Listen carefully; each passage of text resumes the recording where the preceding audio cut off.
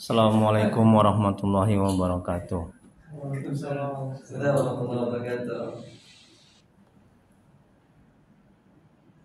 A'udzubillahi minasyaitonirrajim. Bismillahirrahmanirrahim.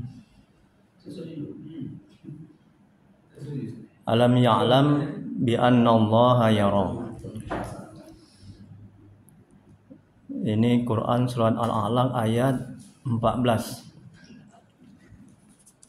yang artinya, tidakkah dia mengetahui bahwa sesungguhnya Allah melihat segala perbuatannya.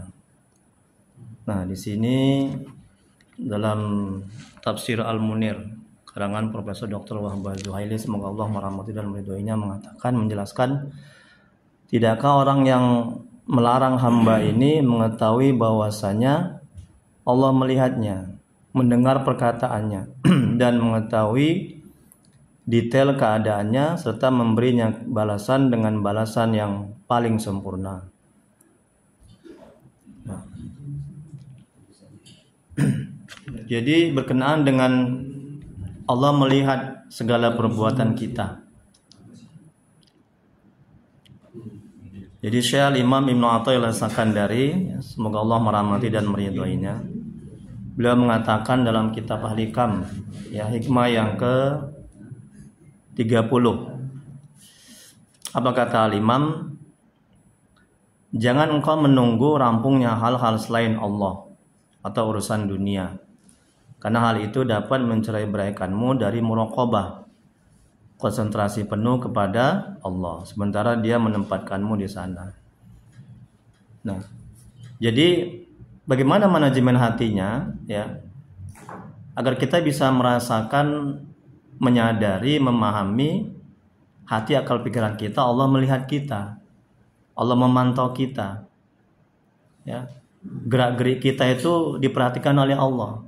Nah, dalam ayat ini, ya, bahwa Allah melihat segala perbuatan kita. Macam mana caranya menyadari hati, akal, pikiran kita, ya, bahwa Allah itu melihat kita, memantau kita, memperhatikan kita. Nah, jadi Al-Imam Ibnu Athaillah mengajarkan kepada kita, ya, agar kita bisa muraqabah. Yang muraqabah itu merasa dipantau, dilihat dan diperhatikan.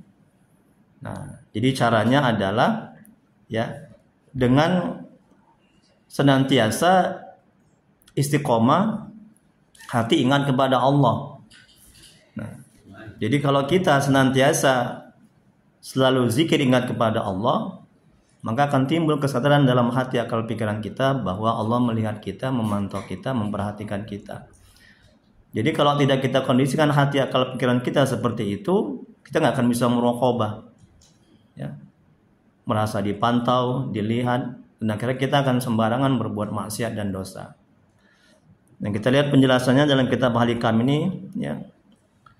Abdullah bin Umar, semoga Allah merahmati dan meridhoinya, beliau mengatakan, jika engkau berada di waktu senja, maka jangan menunggu tibanya pagi. Demikian pula jika engkau berada di waktu pagi, jangan menunggu sore. Pergunakan kesempatan di waktu muda, sehat, kuat, dan kaya untuk menghadapi masa tua, sakit, lemah, dan miskin. Nah, jadi Abdullah bin Umar ini mengajarkan kita dalam kitab Ahlikam ini bahwa jangan menunggu-nunggu kita itu nggak ada kegiatan, ya, nggak ada kerjaan baru kita muraqabah, ya. Kalau itu yang kita lakukan, hati kita nggak akan pernah terkondisi, hati, akal, pikiran kita nggak pernah terkondisi bahwa Allah melihat kita, memantau kita, ya. Sekalipun kita di kantor, ya, di kerjaan, dimanapun kita berada, ya, jadi harus kita kondisikan hati kita itu, akal, pikiran kita muraqabah, merasa diawasi, dipantau. Bagaimana timbul kesadaran seperti itu? Nah, caranya adalah dengan terus hati ingat kepada Allah. Kemudian berikutnya kata Al-Imam dalam kitab Ahlikam ini, berkata syair, maka tidak ada habis-habisnya keperluan seorang di dunia yang fana ini, dan tidak akan berkesudahan suatu maksud dalam dunia, melainkan harus menghadapi keperluan yang lain lagi. Tengok nih, kata Al-Imam, ya, dalam kitab ini, ya. Jadi sepanjang kita masih hidup di dunia, pasti ada aja kegiatan, ada aja kerjaan, ya. Ada aja urusan, ada aja masalah, ya. Nggak habis-habis. Ada aja. Iya. Nah, jadi ketika kerja kan Ustaz, nanti kalau aku udah pensiun aku mau ngaji, istirahat, udah. Pensiun dia udah kan. Ada lagi juga cucu. Nanti kalau cucuku udah besar nanti aku mau ngaji. Udah besar cucu kan, ada lagi ke ladang lagi. Nah, jadi kata Al-Imam dalam kitab ini bahwa jangan menunda-nunda ya. Jangan menunggu-nunggu sampai tidak ada kerjaan, nggak ada kegiatan ya. Jadi harus terus bermuraqabah.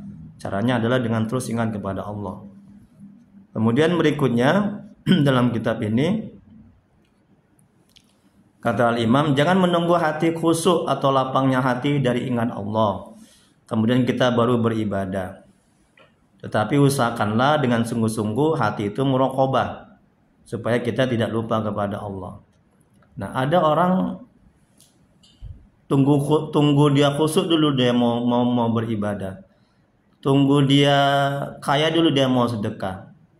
Nah, tunggu dia nggak ada waktu dulu. Tunggu dia ada waktu dulu dia mau beramal kebajikan. Ya, jangan begitu.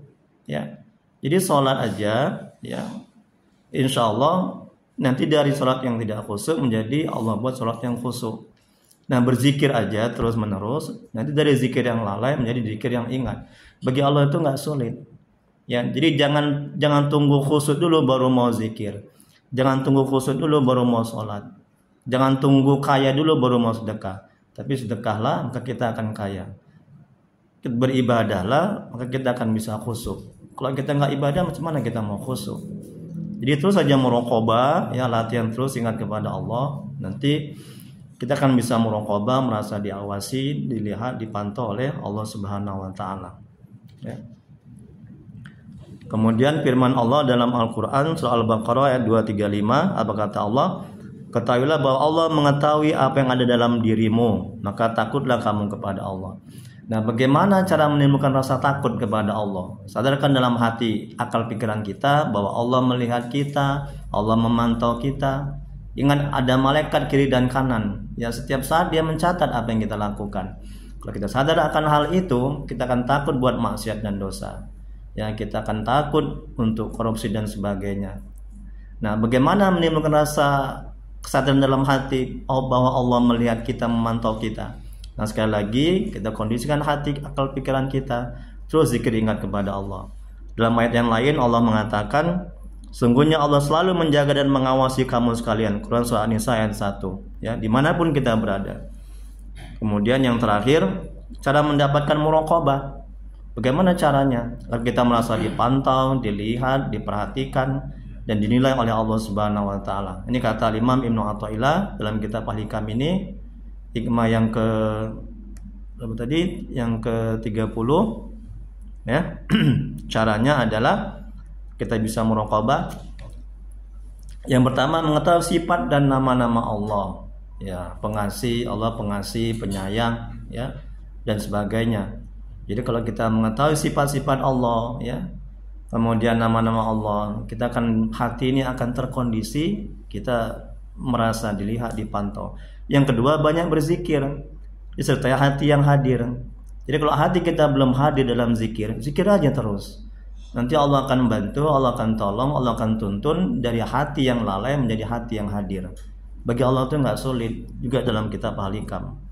Jadi jangan tunggu hadir dulu baru mau berzikir, tapi berzikirlah, insya Allah Allah akan menolong, membantu sehingga kita akan bisa hadir ketika kita berzikir.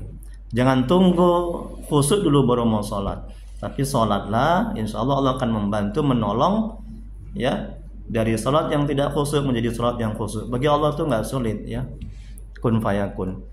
Kemudian berikutnya, paling baik zikir untuk mendapatkan muraqabah yang sering diamalkan oleh Syekh Sa'al bin Abdullah At-Tustari, semoga Allah merahmati dan meridhoinya. Nah, ini Ustaz, amalan Syekh Abdullah At-Tustari, ya, agar dia mendapatkan muraqabah dalam dirinya, yaitu dia setiap hari mengatakan Allah memandangku, Allah menyaksikan aku.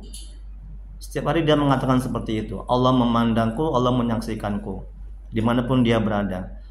Nah, jadi ketika dia di kantor, Allah memandangku, Allah menyaksikanku. Ketika dia di luar ruangan, Allah memandangku, Allah menyaksikanku. Jadi hati dan akal pikirannya terkondisi, Ya Allah melihatnya, Allah memandangnya. Kemudian yang ketiga, cara mendapatkan muraqabah kata Imam Ibnu Athaillah adalah muhasabah, yaitu berhati-hati sebelum berbuat, ditimbang dengan timbangan syariat. Bila tidak bertentangan dengan agama maka dijalankan. Kalau tidak cocok maka ditinggalkan. Ini muhasabah ini penting ya, menghisap. Ya, kita hitung, kita hisap amal kita ya, sudah baik belum, sudah sempurna belum. Kalau ada kekurangannya kita sempurnakan, kalau ada yang baik kita bersyukur, kalau ada yang jelek kita bertobat, kita perbaiki.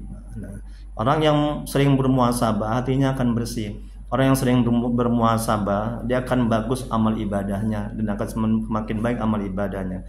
Dan orang yang sering bermuhasabah dia tidak akan cinta kepada dunia dan dia akan cinta kepada akhirat. Kemudian berikutnya, buah dari muraqabah adalah malu kepada Allah, karena segala gerak-geriknya dilihat, dipantau dan diperhatikan oleh Allah. Wallahu a'lam. Hanya Allah yang Maha mengetahui. Assalamualaikum warahmatullahi wabarakatuh. Nanya sedikit. Ya. Dari cara muraqabah itu